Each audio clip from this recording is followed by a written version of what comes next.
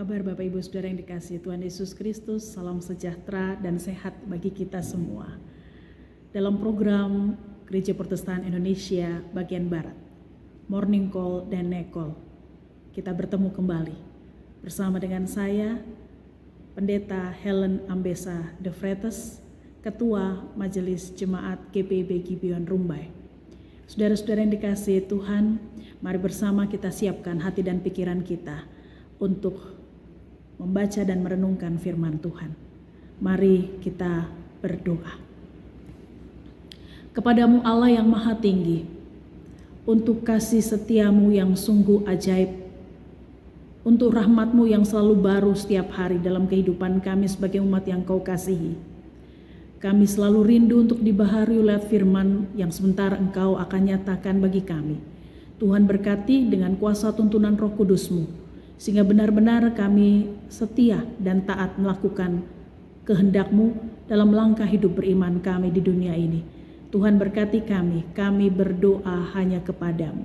Amin.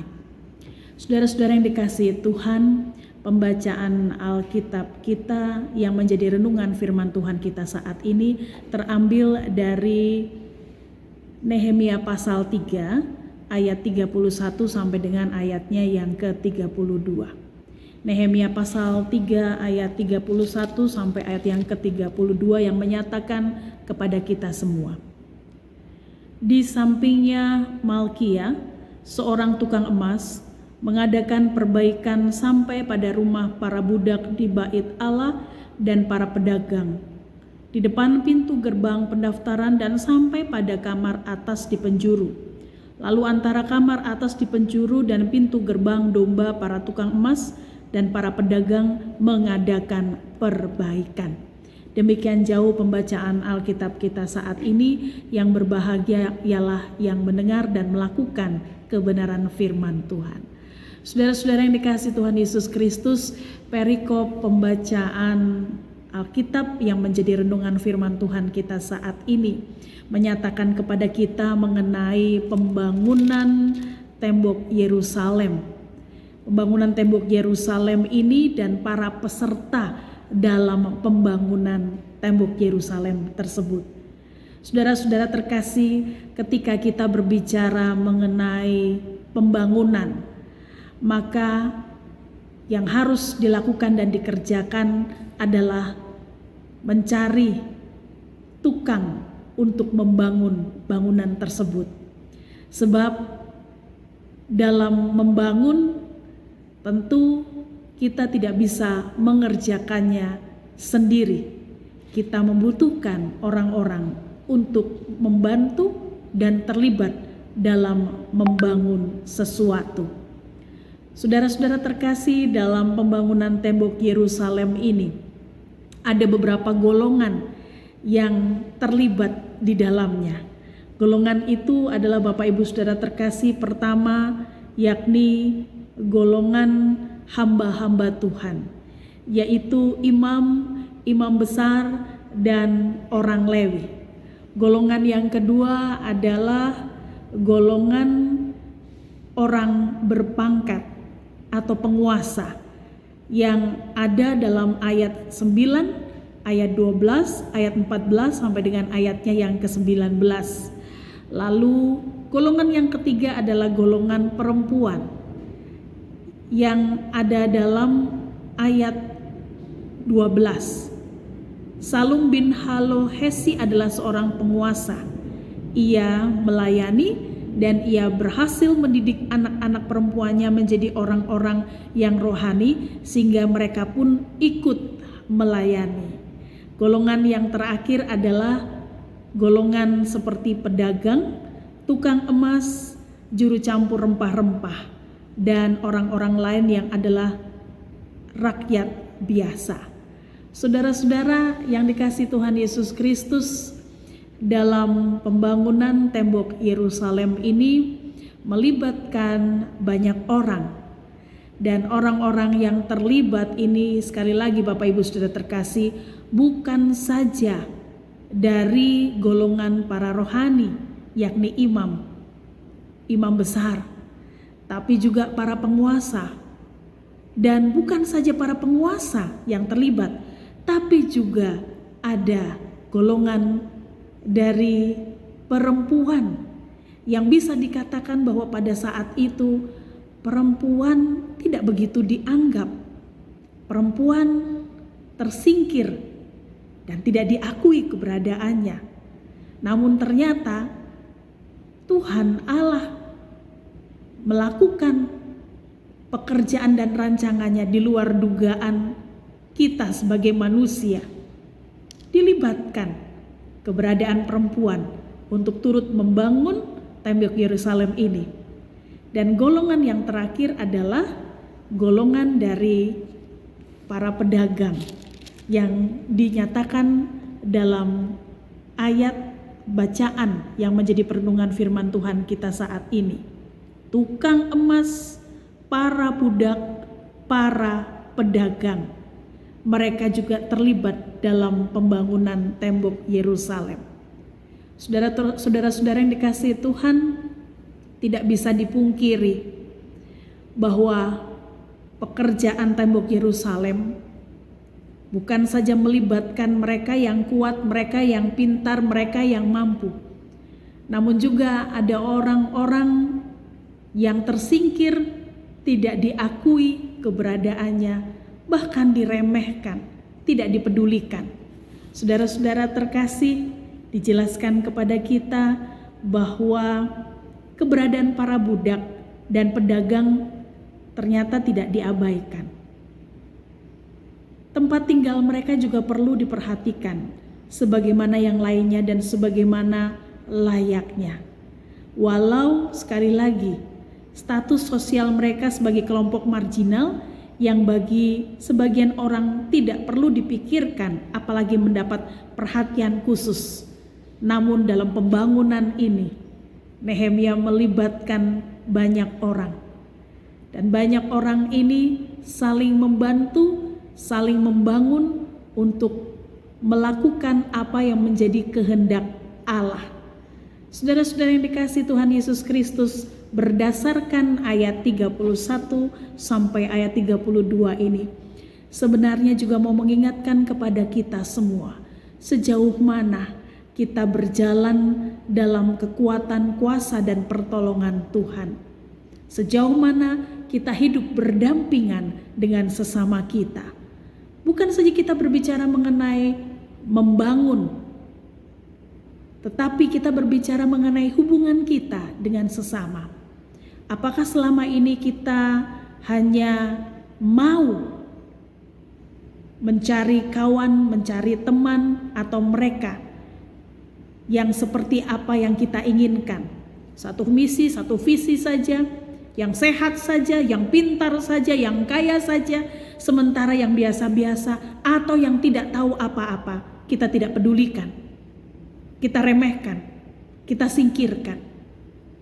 Saat ini firman Tuhan mau mengingatkan kita, bahkan menegur keras ketika terjadi pembangunan tembok Yerusalem.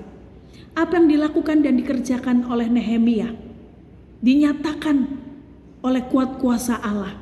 Allah yang bekerja. Dan dalam pekerjaan Allah, sekali lagi, manusia tidak bisa menduganya, manusia tidak bisa merancangkannya, sebab pekerjaan Allah sungguh misterius. Namun dalam kemisteriusan pekerjaan Allah ini, kesemuanya untuk kebaikan umat yang Allah kasihi. Dan pembangunan ini melibatkan banyak orang, dan kepelbagian orang ini bukan saja terdiri dari satu atau dua kelompok saja, satu atau dua golongan saja. Bukan saja terdiri dari para rohaniawan, para penguasa, para pejabat, namun juga terdiri dari golongan-golongan atau orang-orang yang sekali lagi mau diangkat keberadaan mereka oleh Tuhan Allah, bahwa mereka itu juga harus terlibat, bahwa mereka itu juga harus diperhatikan, bahwa Allah juga memakai dan menunjuk mereka untuk bekerja dan berkarya bagi kemuliaan nama Allah. Saudara-saudara yang dikasihi Tuhan Yesus Kristus, setiap kita dipanggil oleh Allah untuk melayaninya. Allah tidak memilih dan tidak memakai kita yang sehat saja, kita yang pintar, kita yang kuat, kita yang gagah, kita yang cantik, kita yang tampan, kita yang kaya. Tapi Allah memakai setiap orang menurut kehendaknya. Sekali lagi, menurut kehendak Allah, bukan kehendak kita, bukan kehendak satu golongan saja, bukan kehendak satu suku saja, satu pikiran saja. Tapi sekali lagi, Allah memakai setiap kita untuk melayaninya. Karenanya Bapak Ibu Saudara terkasih, jangan tolak panggilan Allah. Mari kita memberi diri untuk berkarya, untuk melayani Allah, untuk melakukan apa yang menjadi kehendak Allah dalam persekutuan, bahkan di luar persekutuan. Jangan kita anggap bahwa kita yang paling mengerti, kita yang paling tahu, kita yang paling pintar. Namun marilah bersama-sama dengan sesama kita, siapapun itu Bapak Ibu Saudara terkasih, kita memberi diri untuk saling melengkapi dan mau dilengkapi. Tentu membutuhkan kerendahan hati. Kerendahan hati yang di dalamnya saling melengkapi dan mau dilengkapi. Dan ketika kita saling melengkapi dan mau dilengkapi satu dengan yang lain, maka biarlah kemuliaan hanya bagi Allah saja. Dalam kepelbagian yang ada, Allah menciptakannya untuk kita. Tentu ada maksud dan tujuannya, agar kita boleh bersama-sama semakin menopang, mendukung, semakin menguatkan dalam satu hati, satu pikiran, satu tujuan. Seperti yang dinyatakan dalam bacaan dan renungan firman Tuhan kita, bahwa keterlibatan setiap orang dibutuhkan Allah, diperlukan Allah, dan hak Allah untuk menunjuk dan memilih orang-orang yang terlibat untuk melayaninya, secara khusus dalam pembangunan tembok Yerusalem. Saat ini Bapak Ibu Saudara terkasih, bukan saja pembangunan gedung gereja, tetapi pembangunan tubuh Kristus, membangun persekutuan orang percaya. Kesemuanya terlibat. Anak-anak, orang tua, yang sehat, yang sakit, kesemuanya diperlukan dan dibutuhkan dengan semangat iman, dengan kekuatan daripada Allah, dengan topangan kekuatan Allah sajalah. Dan tentu kita pun juga saling menopang untuk saling melengkapi di tengah kepelbagian yang ada, sehingga nama Allah semakin kita tinggikan dan muliakan. Di kesempatan saat ini, sekali lagi Bapak Ibu Saudara terkasih, dalam Kisah Para Rasul pasal 10 ayat 34-35 dinyatakan kepada kita, Allah tidak membedakan orang. Setiap orang dari bangsa manapun yang takut akan Dia dan yang mengamalkan kebenaran berkenan kepadanya. Ketika Allah tidak membedakan orang, maka mari semakin hari, semakin lama kita menjadi pribadi yang memiliki karakter Kristus yang kuat untuk tidak membedakan orang, namun justru bersama-sama kita bergandengan tangan, saling melengkapi di tengah kepelbagian yang ada, saling menopang, saling mendukung, dan kesemuanya untuk kemuliaan bagi nama Tuhan. Tuhan memberkati kita semua. Amin. Saudara-saudara yang dikasihi Tuhan Yesus Kristus, mari bersama kita menutup rangkaian khotbah perenungan pada saat ini dengan doa. Kita berdoa. Allah Bapa yang bertahta dalam kerajaan sorga, sungguh menjadi kesukaan bagi kami ketika kami memberi diri untuk dibaharui lewat firman-Mu. Firman-Mu yang membaharui kehidupan kami hari lepas hari. Firman-Mu yang memampukan kami semakin lama seperti-Mu ya Kristus. Walau kami hidup di dunia ini, kami tidak serupa dengan dunia. Namun kami semakin lama seperti-Mu, memiliki kekuatan atau karakter Kristus yang kami boleh kerjakan yang kami boleh nyatakan dalam pikiran, perkataan, dan perbuatan.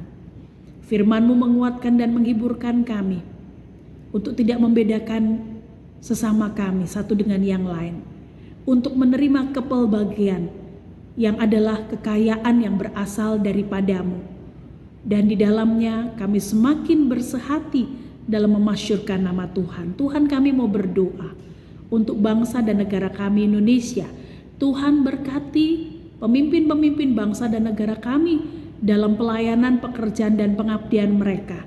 Kuat kuasa-Mu senantiasa menopang dan mendukung langkah hidup mereka, agar mereka tetap selalu berkarya dalam hidup untuk selalu takut akan Engkau.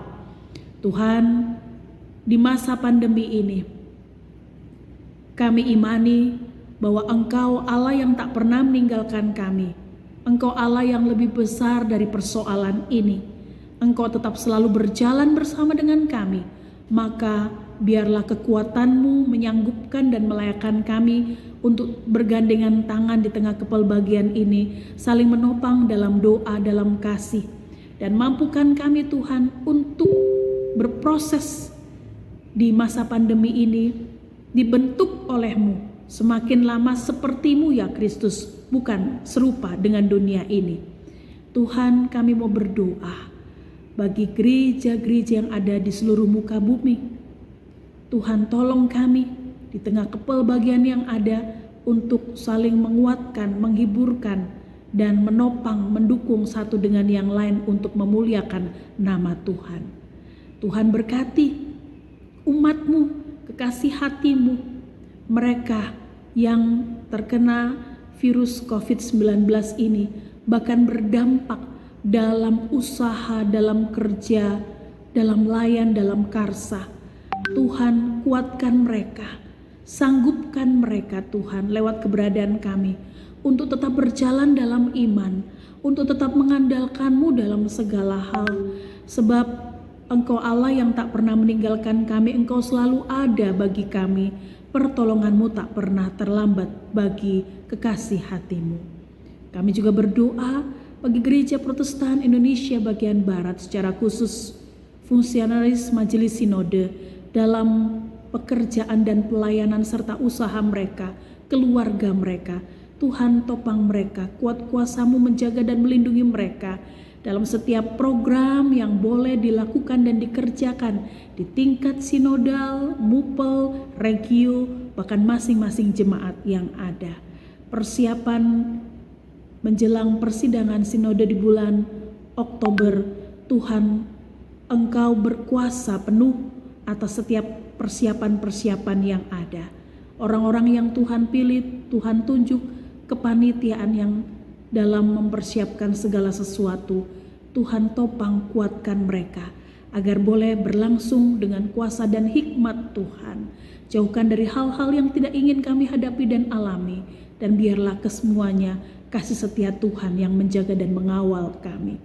Tuhan, ketika kami mengungkapkan doa ini, Tuhan, selidiki setiap ungkapan kami, setiap doa yang kami naikkan kepadamu. Kami percaya bahwa apa yang kami lakukan dan kerjakan Tuhan, biarlah semakin lama semakin seperti apa yang Engkau kehendaki. Dan berkaryalah terus Tuhan, pakailah kami terus Tuhan, menjadi alat-Mu, menjadi kendaraan-Mu. Inilah doa kami yang kurang sempurna, ampunkanlah salah dan dosa kami Tuhan. Dan biarlah damai sejahtera Allah yang melampaui segala akal memberkati kehidupan kita semua dari sekarang ini sampai kekal selama-lamanya. Amin. Saudara-saudara yang dikasihi Tuhan Yesus Kristus, sampai berjumpa kembali dalam program Morning Call dan Night Call GPIB. Tetap sehat dan semangat. Tuhan Yesus memberkati kita semua.